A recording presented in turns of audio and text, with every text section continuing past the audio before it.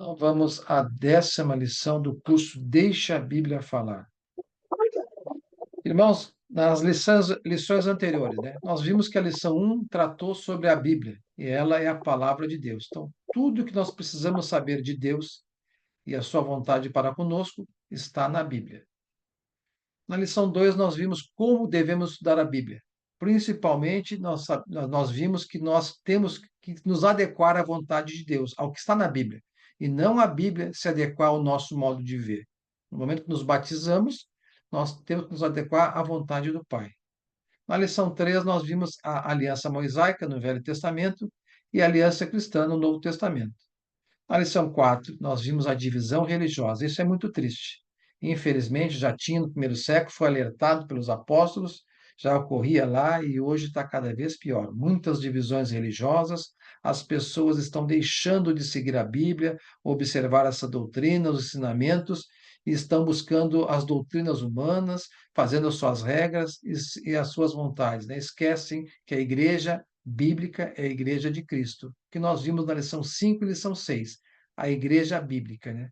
Quando eu me converti, a gente ouvia muito que a igreja verdadeira era a igreja de Cristo, com placas, tudo os dizeres, mas hoje, infelizmente, a igreja bíblica é aquela que, quando nós entramos naquela reunião, aquela assembleia, e lá está pregando o evangelho de Cristo, somente essa doutrina e os princípios de Deus, nada dos homens. Na lição 7, nós vimos que Jesus Cristo, Filho de Deus. Na lição 8, nós vimos o pecado e seus resultados, né? O pecado, a desobediência a Deus. Na lição 9, nós vimos o Evangelho de Jesus Cristo. Quais são as notícias, as boas novas de Jesus Cristo? E hoje nós vamos ver a fé que Deus realmente quer. Qual é a fé que Deus espera de seus discípulos?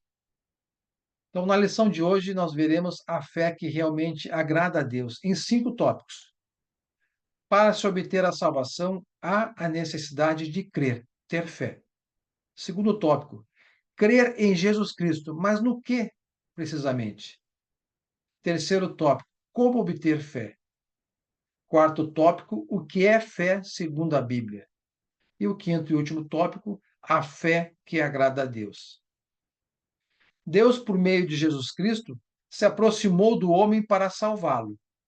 Então, está lá em Mateus capítulo 1, versículo 21, quando o anjo falou a José: ela dará, a Maria, né? Ela dará à luz a um filho, e você deverá dar-lhe o nome de Jesus, porque ele salvará o seu povo de seus pecados. Então, Jesus Cristo é o Salvador da humanidade, dos nossos pecados, e graças a ele nós temos a esperança da vida eterna. Em Mateus 1, 23, a virgem ficará grávida e dará à luz um filho, e lhe chamarão Emanuel, que significa Deus conosco, ou seja, Jesus Cristo, Deus, veio aqui na terra, habitou entre nós, Deus conosco, e nos ensinou toda a vontade de Deus, ele foi obediente ao Pai até a morte, tudo que falou foi a vontade do Pai, e não teve pecado. Então, ele nos trouxe a salvação e foi a propiciação. Então, nesse plano estabelecido por Deus para salvar o homem, há a parte de Deus, e essa parte de Deus já foi feita, e também a parte do homem, que é, em João 3,16, está aqui, porque Deus tanto amou o mundo que deu o seu Filho unigênito para que todo que nele crer não pereça. Essa foi a parte de Deus, mas tem a vida eterna. Então vamos ver qual é a parte do homem no plano de Deus para a sua salvação. Então, para se obter a salvação, há necessidade de crer,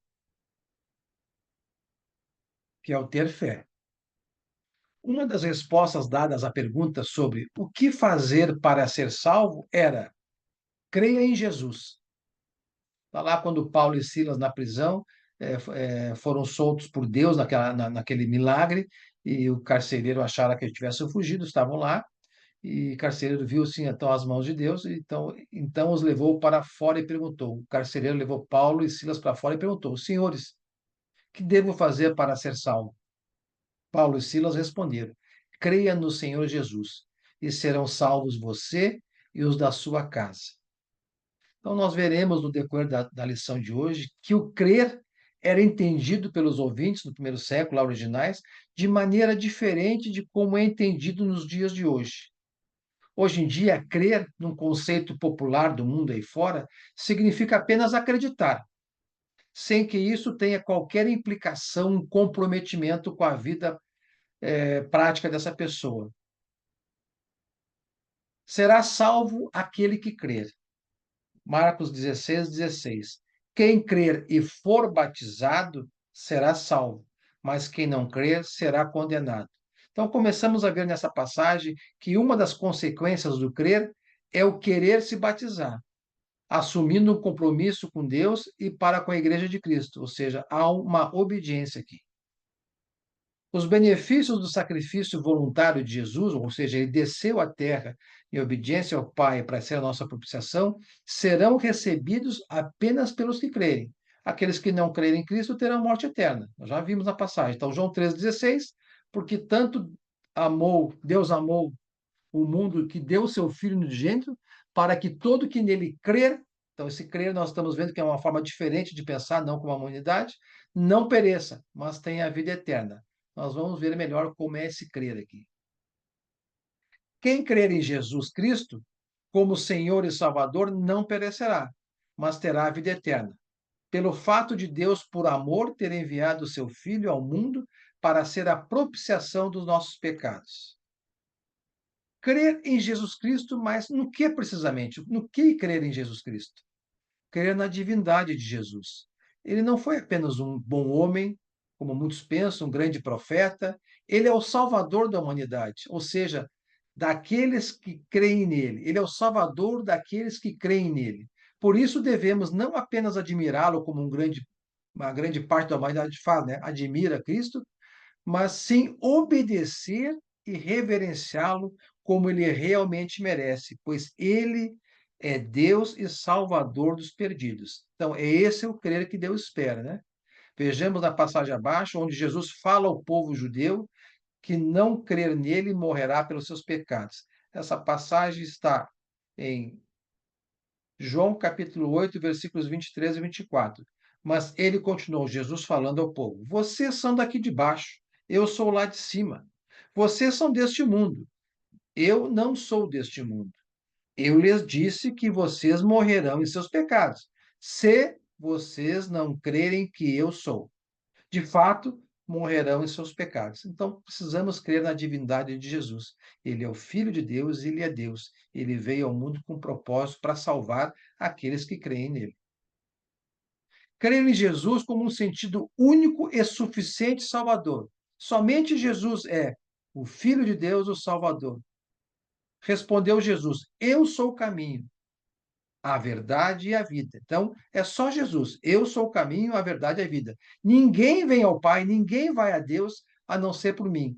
Quer ir até Deus? O caminho é Jesus Cristo. Ele é a verdade, ele é a vida.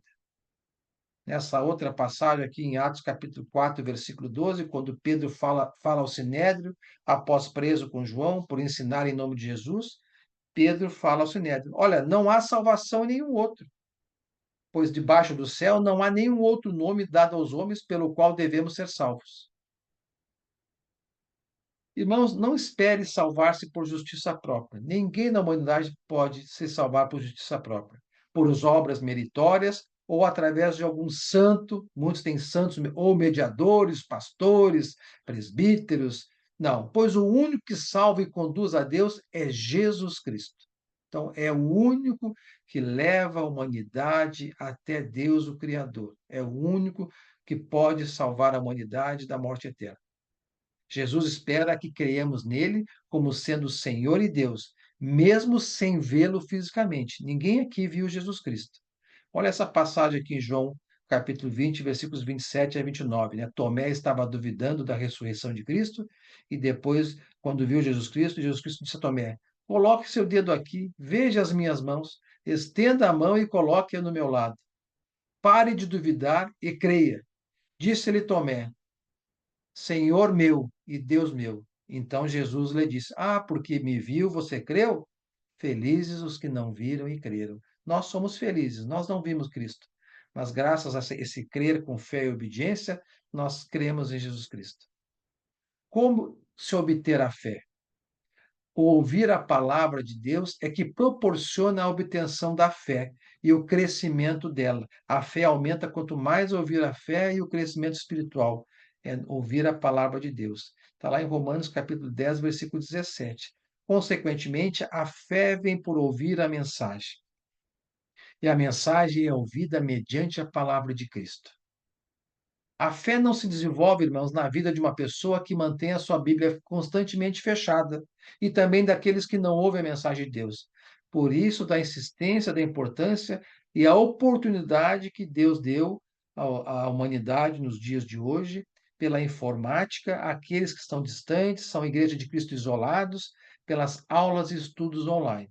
Hoje todos têm condições de ouvir a mensagem, de estudar a palavra, quer de forma ativa, sozinho em casa, quer de forma passiva, ouvindo estudos, todos têm condições de ter a fé, aumentar a sua fé e crescimento espiritual. Não podemos ser inertes e ficarmos sentados esperando as coisas acontecer. Precisamos falar sobre o Evangelho de Jesus Cristo e meditar de dia e de noite na palavra do Senhor.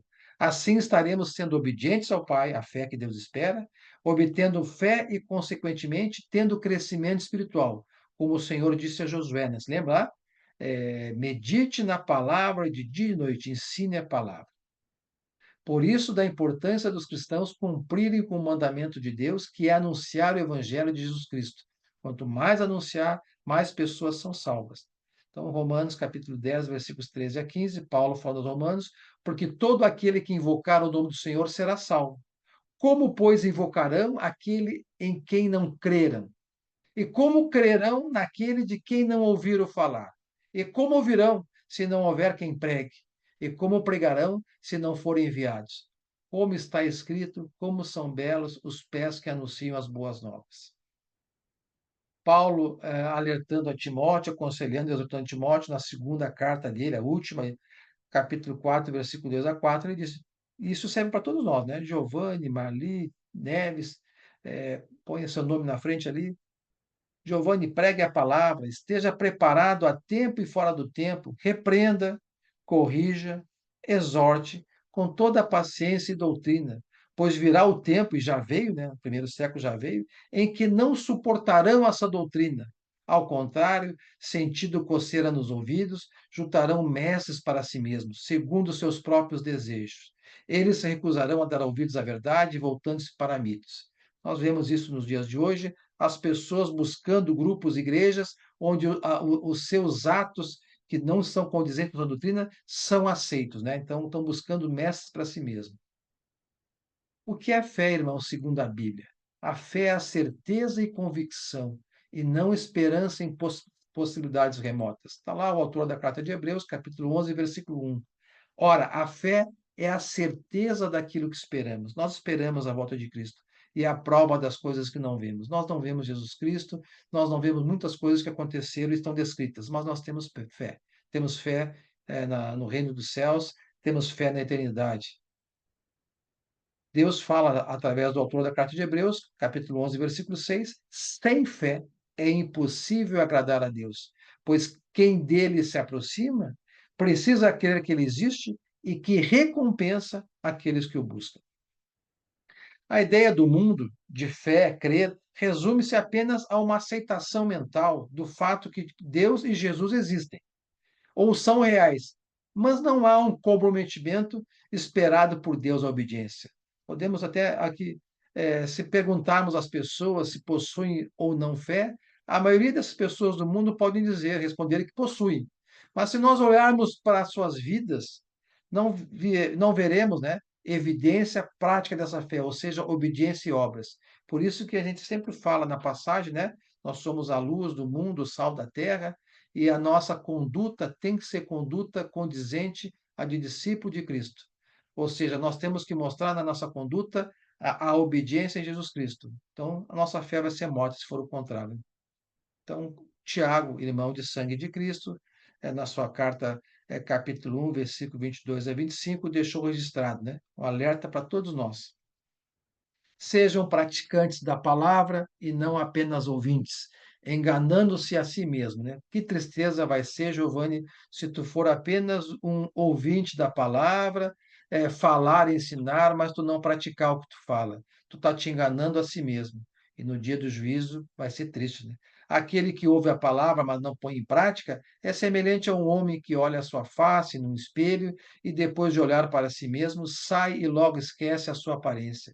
Mas o homem que observa atentamente a lei perfeita, a nova aliança, os mandamentos de Deus, as doutrinas, que traz a liberdade e persevera na prática dessa lei, a lei cristã, não esquecendo o que ouviu, mas praticando, será feliz naquilo que fizer.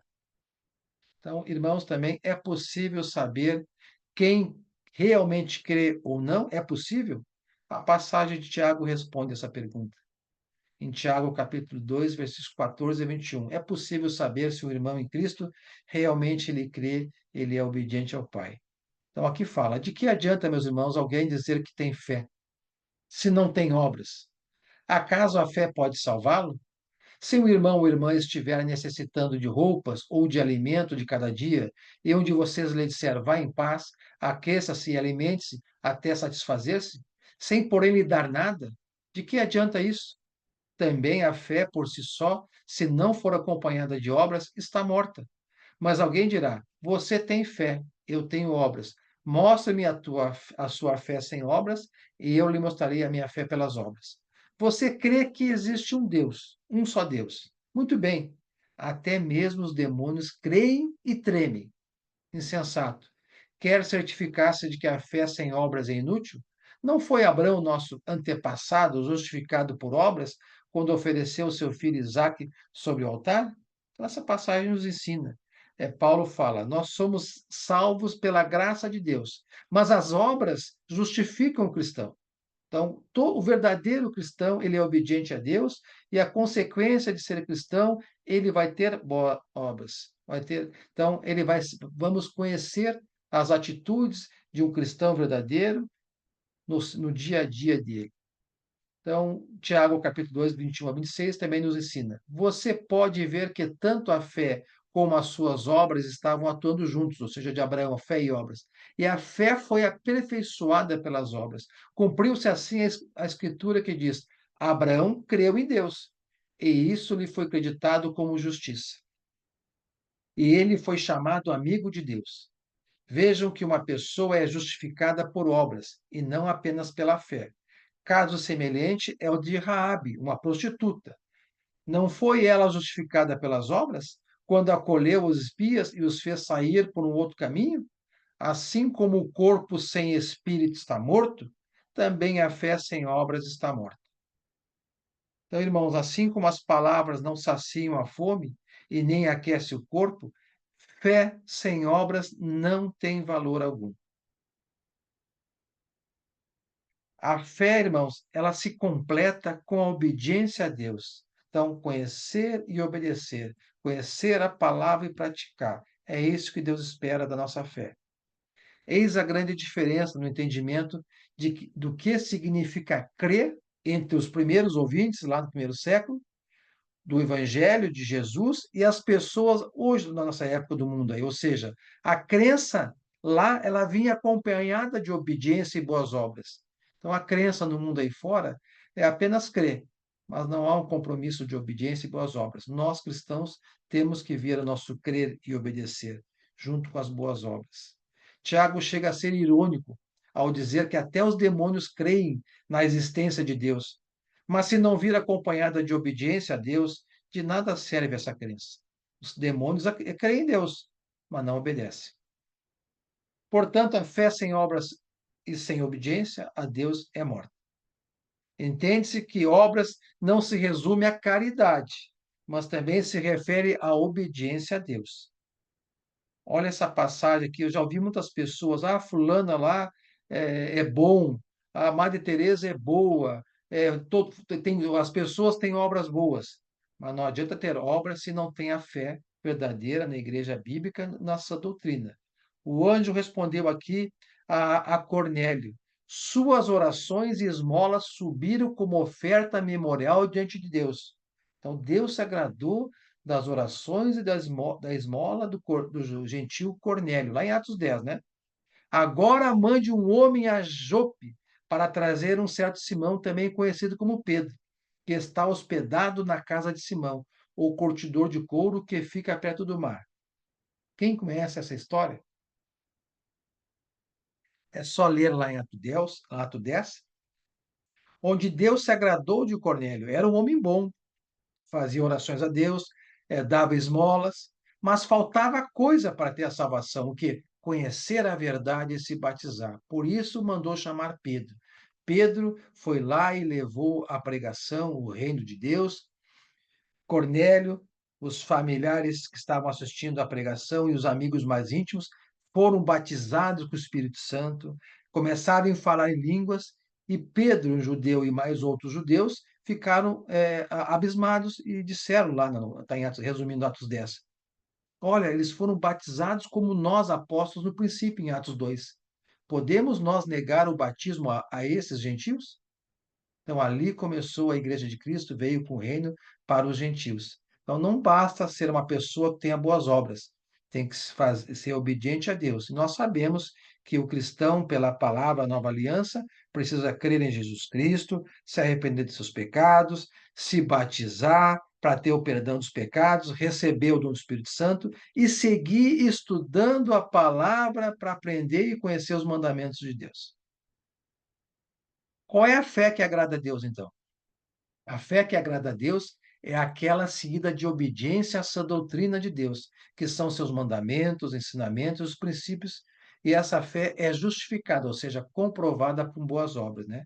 A nova aliança cristã está tudo o que precisamos saber para sermos obedientes ao Pai. A fé é o que condiciona a agradar a Deus, pois sem fé é impossível agradar a Deus. Deus se agradou de Noé e sua família, tanto que foram os únicos salvos no dilúvio. Mas para isso eles creram em Deus e obedeceram a tudo o que Deus havia dito com relação à construção da arca. Deus se agradou de Abraão, que obedeceu a Deus e estava prestes a sacrificar seu único filho Isaque em obediência a Deus. Deus se agradou da prostituta Raabe, que por temor a Deus escondeu os 2 espias que Josué havia enviado para espionar as terras de Jericó. Na Bíblia, irmãos, há muitos registros de exemplos de fé, com obediência e obras. As obras justificam o cristão com fé, assim como a obediência a Deus comprovam que o cristão verdadeiramente ama a Deus. Como assim a obediência a Deus comprova que ele ama a Deus?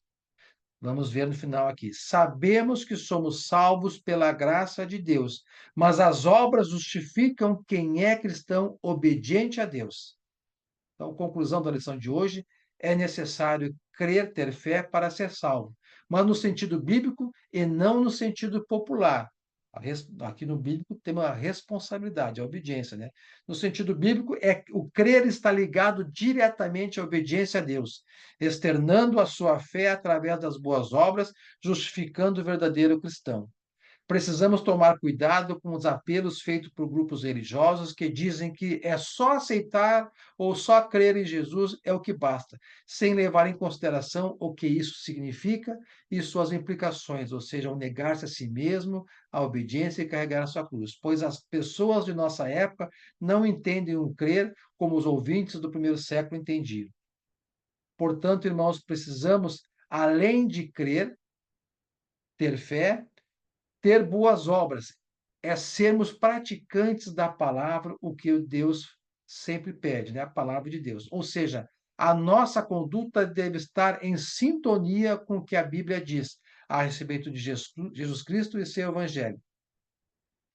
Ao crer em Jesus Cristo, o homem tomará o primeiro passo, que é arrepender-se de seus pecados, ou seja, de suas obediências a Deus, de sua vida sem Deus, confessar a Cristo como Senhor e Salvador, se batizar a fim de receber o perdão de seus pecados, e o Espírito Santo de Deus passa a habitar em seu coração. Posteriormente ao batismo, é um aspecto muito importante, e isso muitas vezes não é levado em conta por quem batiza, tem seus filhos na fé, esse cuidado que tem que ter com o pós-batismo. Então, posteriormente o batismo, o cristão seguirá aprendendo sobre a palavra do Senhor, vivendo em obediência a ela, conforme Cristo determinou aos apóstolos que assim o fizesse. Ou seja, Jesus deu essa ordem. Mateus 28, 20 aos apóstolos, né? Ensine-os a obedecer a tudo o que eu lhes ordenei, e eu estarei sempre com vocês até o fim dos tempos. Então, esse mandamento veio após quem crer será batizado e será salvo. Depois que crer, tem que batizar. Depois de batizar, não para por aí a vida cristã. Aos cristãos, não se esqueçam de que, de que são abençoados por Deus, nós cristãos, nós somos abençoados por Deus, conforme Paulo deixou registrado na carta aos Romanos, né? Então, irmãos, em Cristo Jesus, que estão aqui batizados, que aceitaram Jesus Cristo como Salvador, nós sabemos que Deus age em todas as coisas, todas sem exceção, para o bem daqueles que o amam, dos que foram chamados de acordo com o seu propósito. Quando eu li essa passagem, olha, eu pensei, Deus age em todas as coisas da minha vida, se eu amar a Deus. Mas o que é amar a Deus? Eu preciso aprender o que é amar a Deus. E a Bíblia nos responde. A condição, então, para Deus agir em todas as coisas da nossa vida, do cristão, para o nosso bem, é que ame a Deus, e amar a Deus é ser obediente a Ele. Jesus fala isso lá em 14, João 14, 21. Jesus disse: Quem tem os meus mandamentos, e aonde estão os mandamentos? Na nova aliança cristã. Ele as obedece, esse é o que me ama. Então eu tenho que ter fé, conhecer os mandamentos e obedecer. Essa é a resposta que eu amo a Deus. Aquele que me ama será amado por meu Pai, e eu também o amarei e me revelarei a ele. Você quer ser amado por Deus e por Jesus Cristo? Busque conhecer os mandamentos e obedecer os mandamentos. Que Deus abençoe a todos, irmãos. Essa foi a lição 10 do curso Deixa a Bíblia Falar.